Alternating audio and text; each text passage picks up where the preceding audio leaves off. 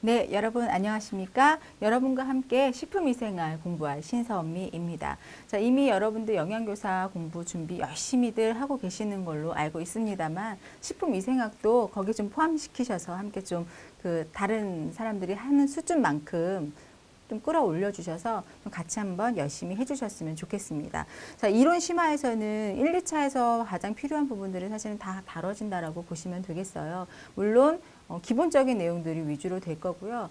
강의에서는 아마 그래도 중요한 부분 위주로 수업이 진행이 될 겁니다. 출제 빈도를 한번 저희 보실까요?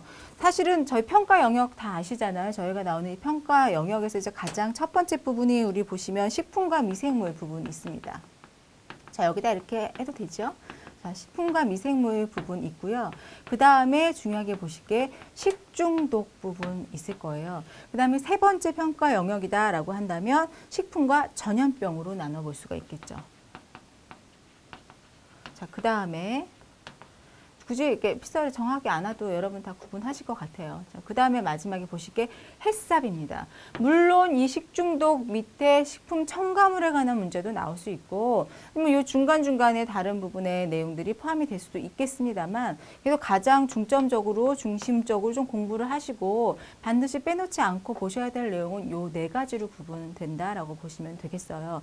그렇다면 식품과 미생물 어느 부분을 좀 집중적으로 봐야 되느냐. 너무나 당연하게 미생물 종류가 뭐냐, 그다음에 특성은 어떤가, 그걸 보셔야겠죠. 그리고 이제 식품과 미생물에서 좀 중요하게 생각되는 게 얘네들로 인해서 오염이 되는 부분이 있으니까 오염 지표군에 관한 공부가 필요하다라는 겁니다. 오염 지표군의 특징이라든지 그리고 수업 중에도 또 말씀을 드리겠지만 그렇다면 그 오염의 판명은 어떻게 하느냐, 오염되고 안 되고의 여부는 어떻게 하느냐를 알려면 부패를 보셔야 되는 거죠. 그래서 초기 부패 단계는 어떤 단계가 초기 부패 단계인가, 그래서 부패 판정하는 방법까지 보셔야 되는 게 이 부분에 포함이 되는 내용이다라고 볼 수가 있겠습니다. 두 번째로 식중독의 원인, 증상, 식중독 부분에서 식중독의 원인, 증상, 예방법 보시겠죠. 그래서 그것들이 반드시 파악이 되어야 될 것 같고요.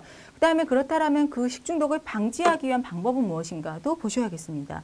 그리고 그 식품을 보존하는 방법, 살균하는 방법도 여기에 포함이 돼요. 물론 위에되는 내용을 그러니까 위에되는 내용의 특성을 보는 것도 중요하지만 이것들이 생기지 않게 하기 위한 방법, 생겼을 때 없애는 방법, 물론 다 연결이 된 거잖아요. 물론 중요하기 때문에 같이 연결해서 보시면 좋겠습니다. 자, 그 다음에 세 번째, 식품과 전염병에서 보실 거는 원인, 증상, 예방법 파악해서 그런 예방법을 좀 설명할 수 있어야 되는 수준까지 좀 공부를 해주셔야 될 것 같아요. 그다음에 마지막으로 햇삽은 완벽하게 이해를 해야 될 필요가 있다. 빠지지 않고 나오는 기출문제로 또 빠지지 않고 나왔었기 때문에 햇삽은 완벽하게 좀 이해를 하셔서 명칭도 다 완벽하게 쓰실 수 있어야 되는 적용 관련 문제라든지 또 이런 것들도 나올 수 있기 때문에 완벽하게 기억을 하셔서 또 이해를 하셔서 7원칙부터 12단계까지 다 적용하는 것까지 해서 공부를 해주셨으면 좋겠습니다. 물론 이제 저희가 학교 급식으로 근무를 하시는 영양교사분들이기 때문에 학교 급식에 적용하는 거에 대한 것들로 좀 연관이 지어서 문제가 출제가 될 것 같습니다. 자, 그런 것도 집중적으로 좀 해주셨으면 좋겠어요. 자, 영양사 시험은 좀 활용하는 거, 응용하는 거, 분석하는 시험으로 요즘 좀 나오는 추세에 있죠.